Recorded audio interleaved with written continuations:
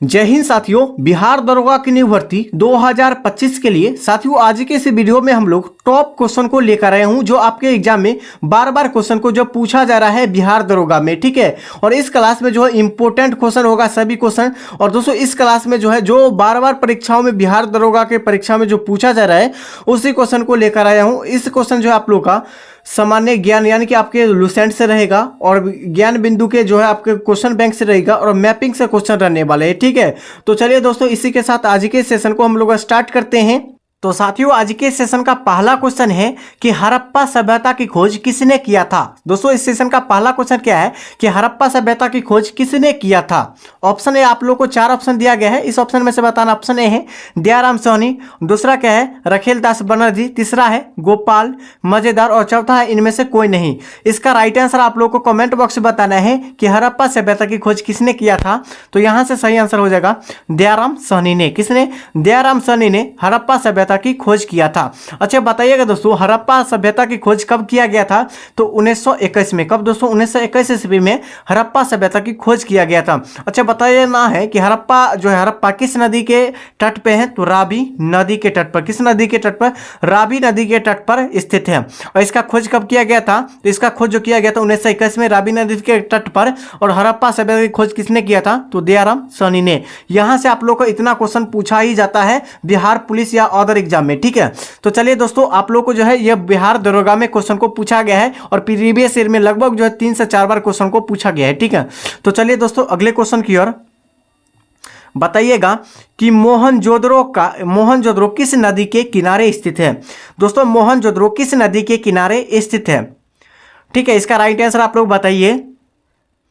और अभी तक सेशन को लाइक नहीं किया तो सेशन को लाइक कर दीजिए और चैनल को सब्सक्राइब कर दीजिए, ठीक है। तो बताइएगा कि मोहनजोदड़ो किस नदी के किनारे स्थित है। तो यहां से सही आंसर हो जाएगा दोस्तों मोहनजोदड़ो यह सिंधु नदी के तट पर है। दोस्तों सिंधु नदी के किनारे मोहनजोदड़ो है। यहां से आप लोग याद रखिएगा कि मोहनजोदड़ो की खोज कब किया गया था। तो 1922 में। कब दोस्तों? 1922 ईस्वी में मोहनजोदड़ो की खोज किया गया था। किसके द्वारा किया गया था?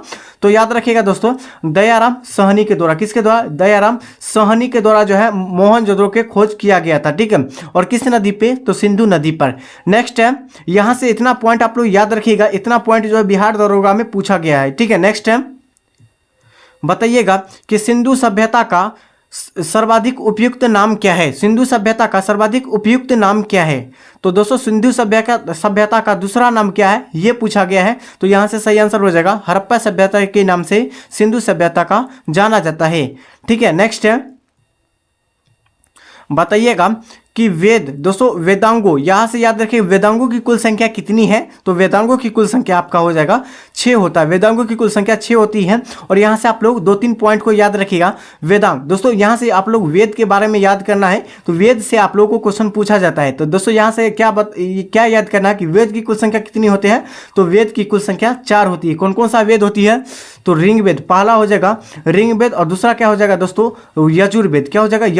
यजुर्वेद हो जाएगा। और तीसरा क्या हो जाएगा आपका?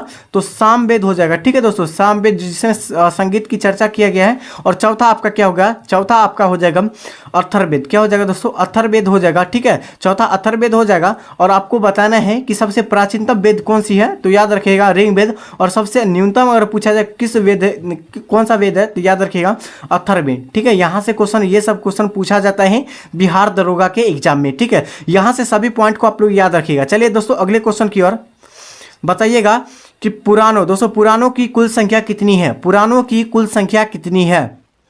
तो साथियों पुराणों की कुल संख्या यहां से आप लोग का राइट आंसर ऑप्शन ए हो जाएगा 16 है। पुराणों की कुल संख्या 16 है। और 16 संस्कार भी है। दोस्तों संस्कारों की कुल संख्या पूछा जाए तो 16 संस्कार भी है। यहां से आप लोग याद रख सकते हैं, ठीक है। नेक्स्ट है बताइएगा कि सत्यम जयंती। दोस्तों सत्यम जयंती का शब्द कहां से लिया गया है। दोस्तों सत्यम जयंती शब्द का जो है किस उपनिषद से लिया गया है। तो यहां से सही आंसर हो जाएगा मुंडको उपनिषद से लिया गया है। किसका? तो सत्यम जयंती का दोस्तों शब्द का प्रयोग किया गया है किस उपनिषद से? मुंडको उपनिषद से किया गया है, ठीक है। यहां से आप लोग याद रख सकते हैं। नेक्स्ट है बताइएगा कि महावीर। दोस्तों किसका? महावीर स्वामी का जन्म कहाँ हुआ था। महावीर स्वामी का जन्म जो हुआ था कहाँ हुआ था, तो यहाँ से याद रखिएगा कुंडग्राम में हुआ था। कहाँ हुआ था साथियों, तो कुंडग्राम में हुआ था किसका, महावीर स्वामी का जन्म। ठीक है, यहाँ से आप लोगों का ऑप्शन ए सही आंसर हो जाएगा। ठीक है, महावीर स्वामी का जन्म कब हुआ था, तो 540 ईसा पूर्व में। और इनका मृत्यु कब हो गया था, तो याद रखिएगा 468 ईसा पूर्व में इनका मृत्यु हो गया था। किसका, महावीर स्वामी का। तो यहाँ से आप लोग इस पॉइंट को आप लोग नोट कर सकते हैं। ठीक है, याद रखिए कुंडग्राम कहाँ है दोस्तों, बिहार में है। ठीक है, बिहार के कुंडग्राम में। नेक्स्ट है, याद रखिएगा कि जैन धर्म के संस्थापक कौन है दोस्तों, जैन धर्म के संस्थापक कौन है। ऑप्शन ए दिया गया है महावीर स्वामी, ऑप्शन बी है पार्श्वनाथ, ऑप्शन सी है ऋषभ देव। ठीक है, इसका राइट आंसर आप लोगों को 4 ऑप्शन में से बताना है कि इसका सही उत्तर क्या होगा। ठीक है, तो याद रखिए दोस्तों जैन धर्म के संस्थापक कौन है, तो याद रखिएगा ऋषभ वेद, यहाँ से सही आंसर हो जाएगा। नेक्स्ट है, बताइएगा भगवान दोस्तों, भगवान महावीर का प्रथम शिष्य कौन था दोस्तों, महावीर स्वामी का प्रथम शिष्य कौन था, तो याद रखिए उनका जो है दामाद थे। कौन से दोस्तों, महावीर स्वामी का प्रथम शिष्य कौन थे, दामाद थे। कौन से, दामाद थे। और दोस्तों इसका दामाद का क्या नाम था, तो जमाली नाम था। क्या था, जमाली नाम था। नेक्स्ट है, बताइएगा कि वैसा भूमि जो चारों ओर से जल से घिरा है उसे हम क्या कहते हैं, तो उसे हम लोग द्वीप कहते हैं दोस्तों। जैसे कि चारों ओर से जल से घिरा हो उसे हम द्वीप कहते हैं। तो यहाँ से राइट आंसर ऑप्शन ए हो जाएगा। ठीक है, नेक्स्ट है, और आप लोगों को जितने भी क्वेश्चन हैं सभी क्वेश्चन आप लोगों को बिहार दरोगा में 3 से 4 बार क्वेश्चन को पूछा गया है। ठीक है, आप लोगों को बताना है कि सबसे बड़ा द्वीपीय समूह कौन सा है, सबसे बड़ा द्वीपीय समूह कौन सा है, तो याद रखिएगा इंडोनेशिया हो जाएगा। क्या हो जाएगा, इंडोनेशिया जो है सबसे बड़ा द्वीपीय समूह हो जाएगा। नेक्स्ट है, नेक्स्ट आप लोग का क्या है दोस्तों, आप लोग का नेक्स्ट क्या है कि नेपाल भारत के दोस्तों, नेपाल भारत के कितने राज्यों से सीमा बनाता है दोस्तों, नेपाल जो है भारत के कितने राज्यों से सीमा बनाता है, तो यहाँ से सही आंसर हो जाएगा आप लोग का 5 राज्य से सीमा बनाता है। ठीक है, नेक्स्ट है, बताइएगा तक्षशिला विश्वविद्यालय या किस देश में स्थित है, तक्षशिला विश्वविद्यालय या किस देश में स्थित है, तो यहाँ से सही आंसर हो जाएगा आपका पाकिस्तान में तक्षशिला विश्वविद्यालय स्थित है। नेक्स्ट है, आप लोगों को बताना है कि श्रीलंका के आकार किसके समान है, श्रीलंका के आकार किसके समान है। ऑप्शन ए दिया गया है शिव के समान, ऑप्शन बी है आंसू के समान, ऑप्शन सी है सेब के समान, ऑप्शन डी है घोड़ा के नाल के समान। ठीक है, यहाँ से राइट आंसर आप लोगों का क्या हो जाएगा, श्रीलंका के आकार आंसू के समान हो जाएगा। तो सही आंसर ऑप्शन बी हो जाएगा। नेक्स्ट है, और नेक्स्ट क्वेश्चन का आंसर आप लोग को बताना है कि एशिया और यूरोप को कौन सा पर्वत अलग करती है दोस्तों, एशिया और यूरोप को कौन सा पर्वत अलग करती है, तो याद रखिए दोस्तों ये एशिया महादेश होगा, ये यूरोप महादेश होगा। इन दोनों का कौन सा पर्वत अलग करती है, तो यहां से याद रखिएगा यूराल पर्वत। कौन सा पर्वत, यूराल पर्वत अलग करती है। नेक्स्ट है, नेक्स्ट क्वेश्चन क्या है कि नाटो दोस्तों NATO क्या होगा, नाटो का सैन्य संगठन का मुख्यालय कहाँ है। ठीक है, तो यहाँ से सही आंसर हो जाएगा ब्रुसेल्स। कहाँ हो जाएगा, ब्रुसेल्स हो जाएगा। यानी कि नाटो का अगर मुख्यालय पूछा जाए तो ब्रुसेल्स हो जाएगा। ठीक है, ये लगभग एग्जाम में क्वेश्चन को पूछा गया है। नेक्स्ट है कि वास्को डिगामा भारत कब आया था, वास्को डिगामा भारत कब आया था, तो याद रखिएगा दोस्तों वास्को डिगामा भारत जो आया था वो 1498 ईस्वी में आए थे वास्को डिगामा भारत। अच्छा बताना है वास्को डिगामा सबसे पहली बार कहाँ आए थे, भारत के किस राज्य में, तो केरल राज्य में। केरल के किस जगह पर, तो याद रखिएगा कालीकट जगह पर आए थे। ठीक है, और बताइएगा इनका स्वागत जो किया था किसने किया था, जो जमूरिन ने। ठीक है दोस्तों, जमूरिन ने इनका स्वागत किया था, किसका, तो वास्को डिगामा का। कब दोस्तों, 1498 में। नेक्स्ट है, भारत में मिट्टी कितने प्रकार की पाई जाती है, भारत में मिट्टी कितने प्रकार की पाई जाती है, तो यहाँ से सही आंसर हो जाएगा केवल दोस्तों आप लोगों का 8 प्रकार की पाई जाती है। और सबसे अधिक पूछा जाए किस मिट्टी का भारत में क्षेत्रफल है, तो याद रखिएगा जलोढ़ मिट्टी का। किस मिट्टी का, जलोढ़ मिट्टी का सबसे ज़्यादा है भारत में क्षेत्रफल है मिट्टी का। ठीक है, नेक्स्ट है, बताइएगा इसका राइट आंसर आप लोग। ठीक है,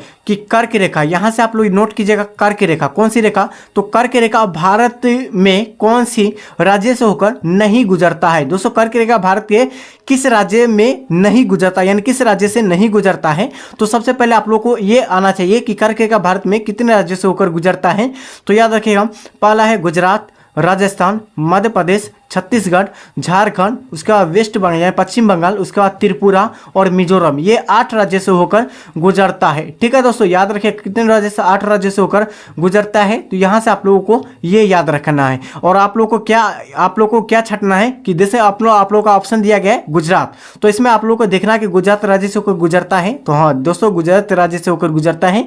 और मध्य प्रदेश से होकर गुजरता है। उसके बाद छत्तीसगढ़ से होकर गुजरता है। और किस राज्य से होकर नहीं गुजरता है, तो उत्तर प्रदेश राज्य से नहीं गुजरता है। यहां से सही आंसर ऑप्शन सी हो जाएगा।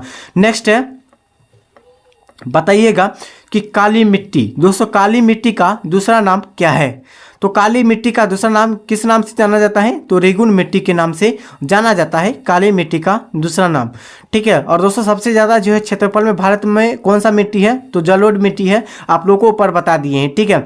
नेक्स्ट है, बताइएगा धुआंधार, दोस्तों कौन सा, धुआंधार जलप्रपात किस नदी पर स्थित है। धुआंधार जलप्रपात यह किस नदी पर स्थित है, तो यह इसका सही आंसर हो जाएगा नर्मदा नदी पे। किस नदी पे, नर्मदा नदी पे। अच्छा, आप लोगों को बताना है कि दक्षिण भारत की सबसे लंबी नदी कौन सी है। दोस्तों दक्षिण भारत की सबसे लंबी नदी आप लोग को बताना है। ठीक है, दक्षिण भारत की सबसे लंबी नदी कौन सी है, तो याद रखिए यहाँ से सही आंसर हो जाएगा दक्षिण भारत के गोदावरी नदी। क्या हो जाएगा दोस्तों, गोदावरी नदी। यह दक्षिणी भारत यानी साउथ भारत के साउथ एरिया का सबसे लंबी नदी अगर पूछा जाए तो गोदावरी। अच्छा, बताना है कि उत्तर भारत के, दोस्तों उत्तर भारत की सबसे लंबी नदी कौन सी है, ये उत्तर भारत की सबसे लंबी नदी कौन सी है, इसका राइट आंसर आप लोग को कमेंट करके बताना है। ठीक है। नेक्स्ट है, और अभी तक सेशन को लाइक नहीं किए तो सेशन को लाइक कर दीजिए और चैनल को सब्सक्राइब कर दीजिए। ठीक है दोस्तों, और इसका फुल इसी तरह जो है आंसर के साथ पीडीएफ डाउनलोड करना चाहते हैं तो हमारे टेलीग्राम चैनल से आप लोग ज्वाइन हो जाइए। टेलीग्राम चैनल का लिंक इसी वीडियो को डिस्क्रिप्शन बॉक्स में मिल जाएगा। और दोस्तों आप लोग का जो है शाम 7:30 बजे आप लोग का डेली बिहार पुलिस का क्लास दिया जाता है। ठीक है, तो बताइएगा आप लोग कि लोनार झील किस राज्य में स्थित है। दोस्तों लोनार झील भारत के किस राज्य में स्थित है, तो यहां से सही आंसर हो जाएगा महाराष्ट्र में। कहां दोस्तों, महाराष्ट्र राज्य में लोनार झील स्थित है। नेक्स्ट है, बताइएगा कि इंदिरा पॉइंट का अन्य किस नाम से जाना जाता है। इंदिरा पॉइंट का अन्य किस नाम से जाना जाता है, तो यहां से सही आंसर हो जाएगा पिंक मिलियन पॉइंट के नाम से जाना जाता है इंदिरा पॉइंट के अन्य नाम। ठीक है। नेक्स्ट है, और दोस्तों आप लोगों के लिए जो है लास्ट में एक क्वेश्चन लेकर आए हैं, उस क्वेश्चन का आंसर आप लोगों को नीचे कमेंट बॉक्स में बताना है कि क्षेत्रफल के दृष्टि से। ठीक है दोस्तों, यहां से आप लोगों का क्या आंसर है। दोस्तों आप लोगों का ये क्वेश्चन है कि क्षेत्रफल के दृष्टि से विश्व का तीसरा सबसे बड़ा देश कौन सा है। तो यहां से आप लोगों को देश सबसे पहले क्षेत्रफल में याद रखना पड़ेगा। ठीक है, पहला आपका रूस हो जाएगा यानी रसिया, दूसरा आपका कनाडा हो जाएगा। ठीक है, और तीसरा चीन हो जाएगा, और चौथा आपका क्या हो जाएगा, तो चौथा देश आपका हो जाएगा रूस, कनाडा, चीन, अमेरिका हो जाएगा। ठीक है, यूएसए हो जाएगा। ठीक है, यूएसए, कनाडा। तो आपका ऑप्शन में क्या पूछा गया है कि विश्व का तीसरा ही पूछा गया है। कौन सा दोस्तों तीसरा सबसे बड़ा देश पूछा गया है, तो पहला ए और रूस हो गया, रसिया, दूसरा कनाडा, तीसरा चीन। तो दोस्तों तीसरा ही पूछा गया, तो तीसरा कौन सा है, तो चीन है। किस ऑप्शन में दिया गया, ऑप्शन आपका सी में दिया गया है चीन। ठीक है, और दोस्तों आपको बताना है कि क्षेत्रफल की दृष्टि से भारत का क्या स्थान है। ठीक है दोस्तों, कौन सा स्थान है क्षेत्रफल की दृष्टि से भारत का, तो इसका राइट आंसर आप लोग को बिल्कुल कमेंट करके बताना है। नेक्स्ट है, और दोस्तों नेक्स्ट क्वेश्चन का आंसर आप लोगों को कमेंट करके बताने हैं, जो कि आप लोगों को बता दिए थे कि लास्ट में आप लोगों के लिए एक क्वेश्चन लेकर आए हैं। ठीक है, तो बताइएगा कि भारत में सबसे कम वर्षा, दोस्तों सबसे कम वर्षा यह कहाँ होती है। दोस्तों भारत के सबसे कम वर्षा यह कहाँ होती है, इसका राइट आंसर आप लोगों को नीचे कमेंट करके बताना है। और एक और क्वेश्चन बताना है कि भारत में सबसे अधिक वर्षा, दोस्तों भारत में सबसे अधिक वर्षा यह कहाँ होती है, इसका सही आंसर आप लोग को, दोनों का आंसर आप लोग को कमेंट बॉक्स में बताने हैं। ठीक है, तो चलिए दोस्तों इसी के साथ आज के सेशन यहीं तक, और चैनल पर नहीं जुड़े हैं तो चैनल को सब्सक्राइब कर दीजिए। ठीक है, और दोस्तों आप लोग फटाफट एक लाइक कर दीजिए। और दोस्तों इसका फुल PDF लेना चाहते हैं तो हमारे टेलीग्राम चैनल से ज्वाइन हो सकते हैं। तो चलिए दोस्तों इसी के साथ आज के सेशन में यहीं तक, तब तक के लिए नेक्स्ट वीडियो में मिलेंगे। ठीक है।